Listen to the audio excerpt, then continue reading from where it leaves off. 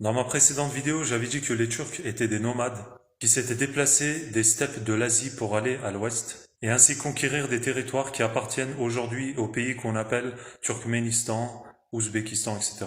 Puis les Turcs ont traversé au fil du temps les territoires qu'on appelle aujourd'hui l'Iran, l'Irak, la Syrie, pour enfin arriver en Anatolie, l'actuelle Turquie. Les Turcs, en allant vers l'ouest, ont rencontré l'islam et se sont très vite convertis à cette religion.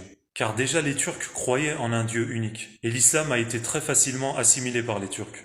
Avant de s'installer en Anatolie, les Turcs ont beaucoup servi dans les armées des souverains et des sultans arabes de l'époque. Car comme les Turcs étaient un peuple surentraîné et avaient beaucoup de connaissances et de savoir-faire au niveau des guerres, du coup les souverains arabes musulmans de l'époque ont composé leur armée avec beaucoup de Turcs. Mais les Turcs n'en sont pas restés là, ils ont commencé à créer eux-mêmes beaucoup plus tard leurs propres États, leurs propres empires, comme les Karahanlı ou alors les Seljukides, qu'on appelle Selçuklu en turc, et plus tard les Ottomans. Mais avec l'avancée des Turcs, l'Empire romain d'Orient a perdu pas mal de territoires. Et au fil du temps s'est affaibli pour enfin complètement disparaître après la conquête de Constantinople, l'actuel Istanbul, par le sultan Mehmed II, le sultan ottoman.